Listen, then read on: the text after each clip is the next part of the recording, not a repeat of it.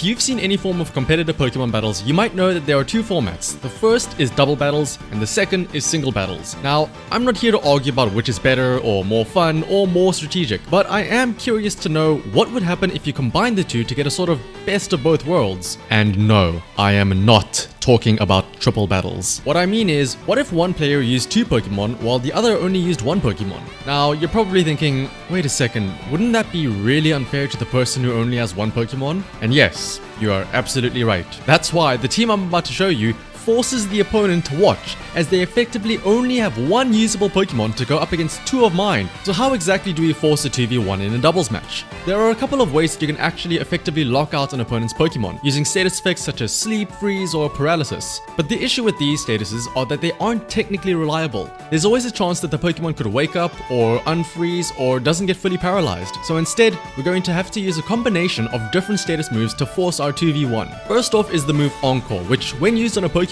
they are then forced to use their most recent move for the following 3 turns. Now, this is great if the Pokemon used a move that wouldn't have an effect, such as something like Tailwind. But if they get locked into a damaging move, then that's not really good, is it? That's why, to go with Encore, we have the move Disable, which prevents a Pokemon from using their last used move again for the next 4 turns. So when we combine these two effects, where a Pokemon has to use its most recent move but is unable to use that move, that means that the Pokemon will be forced to struggle on a random opponent. Struggle has a measly 50 base power with no type bonus and causes the user to take recoil damage equal to a quarter of their HP. Now obviously, if you are on the receiving end of this, it wouldn't be ideal to leave your Pokemon in, so the smart option would be to simply switch the Pokemon out. Except we have an answer for that too. It's the ability Shadow Tag, which prevents opposing Pokemon from being able to manually switch out unless they are either a ghost type or they use a move like Volt Switch. But remember, since they're forced to struggle, we don't have to worry about any Volt Switching going on. How exactly do we get these 3 effects in play before getting swept ourselves? And what do we do once we set up the 2v1? Well, how about we go into a battle and I'll show you exactly how it works. When we're selecting our Pokemon here, it is very important we lead with Azumarill and Glalie and have Gothitelle in the back. The final Pokemon can really be any of the other 3. Ideally, you won't need them, but the other 3 Pokemon, the Armarouge, the Torkoal, and the Indeedee, are simply there for alternative modes where if you don't want to use this strategy, you can simply use a regular old Trick Room style team. So he's going to lead with Iron Jugulis and Pincurchin. Pincurchin is pretty much there just to set up the electric field for the Quark drive of the Iron Jugulis, and because of that, that means that in our eyes, Iron Jugulis is the real threat here, and Pincurchin doesn't really pose too much of an issue. So we're going to focus on trying to disable this Iron Jugulis. So with our Glalie, we're going to use Disable on the Iron Jugulis, and with our Azumarill, we are going to Encore the Iron Jugulis. And thankfully, because of the speeds, it's actually very important that the Iron Jugulis moves first, because if you use Encore and Disable before the opposing Pokemon uses any move, then it simply won't have any effect, because there won't be any move to be Encored or Disabled.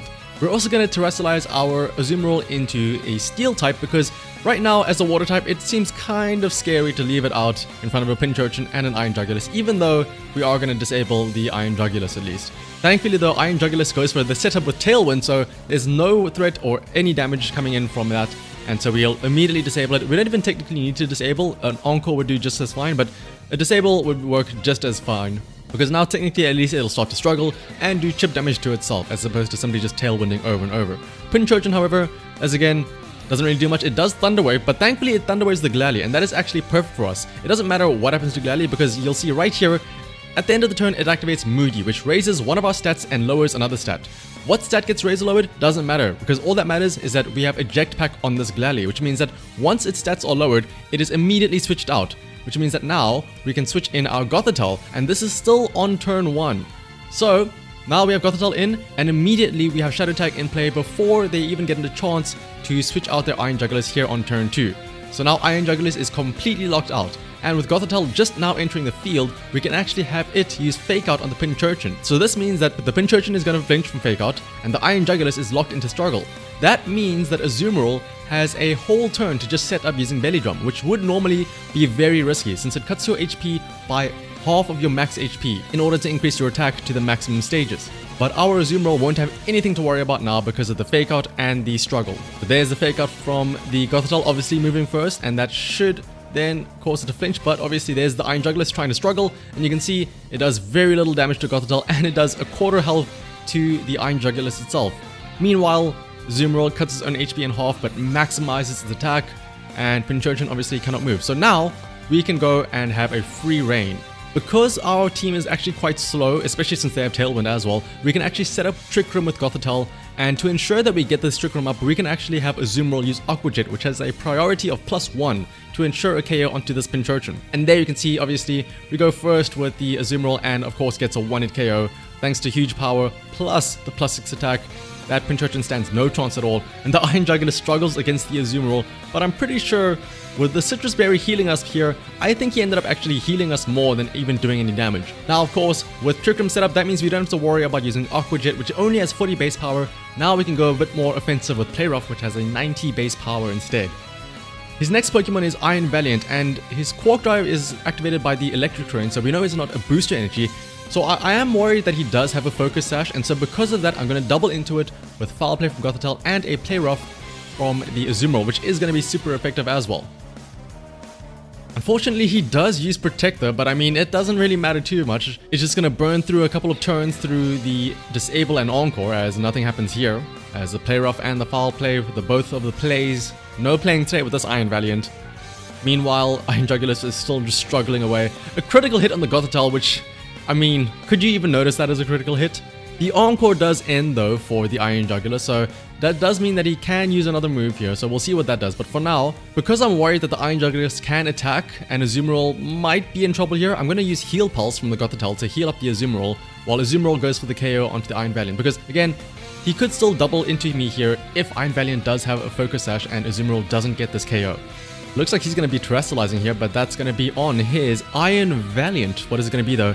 It's going to be a terrestrialization into Steel, which does kind of put a bit of a worry, since a Play Rough will no longer be effective. It's going to be not very effective at all right now, actually. It's going to be resisted. But even with the Steel Defensive Terror, the huge power +6 Play Rough from the Azumarill is enough to get a 1-hit KO, and thankfully no Focus Sash, so that means it does go down. The Heal Pulse does come in and heal Azumarill right back up to full HP. And the Iron Jugulus is only just snarling, so we don't have to worry about that. Lowers our special attack, but Azumarill is a big beefy physical attacker, so we don't have to worry about that. And the Tailwind is now no longer disabled, so I mean, if they really want to, they can try and go for another Tailwind, but I don't think that's going to be important, because right now they're going to send out Iron Moth, which is also going to have a special attack increase from the Quark Drive. But again, I don't think that should matter at all, because we can simply just keep this train going, Heal Pulse the Azumarill, and we can actually Aqua Jet the Iron Moth, because I think Iron Moth has more HP, that's more of the issue right here, so Aqua Jet comes in and another 1-hit KO from the Azumarill. Azumarill does nothing but get 1-hit KOs. In fact, I think it's almost impossible for it not to get a 1-hit KO with how much attack it has.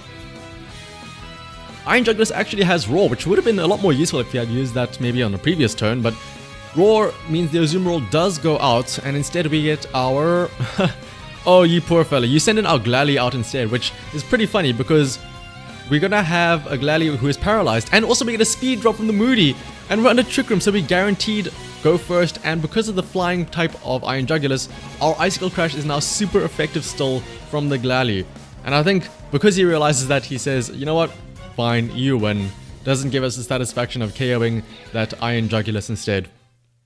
But that is effectively how the team works. As you can see, it is very, very dominating if you can get that 2v1 setup right at the start. There is of course some concerns. Like I said, if you don't get that first turn Disable and Encore on a Pokemon, it is kind of a tough situation for you, because after that first turn, your Glalie will be switched out no matter what because of Moody. So you need to make sure that the Azumarill and the Glalie can both survive and still use their moves on one of the Pokemon. But if you can lock out that one Pokemon on the first turn, you are pretty much good to go, because you are guaranteed the setup with Belly Drum because of Fake Out from the Gothitelle. And from there, you are guaranteed then, or probably, you are guaranteed a +1 priority Aqua Jet, which should be able to pick up a KO on the opposing Pokemon. And then from there, it is just a constant sweep of a new Pokemon coming in and immediately getting knocked out. But like I said, that this team does have an alternative option if you are not feeling too confident in using the strategy. If you see their Pokemon might have a counter for it, you can of course use a regular slow Trick Room team, you know, the usual Indeedee Armor Rouge lead with a Torkoal in the back. But hopefully you enjoyed this video though, and you enjoyed this team. As always, here's the rental code on screen right now, and there's also a Pokepaste down in the description. If you did enjoy this video and you like to see some more wacky, silly teams like this, please do consider liking and subscribing. It does help out a lot. But until next time though, bye bye.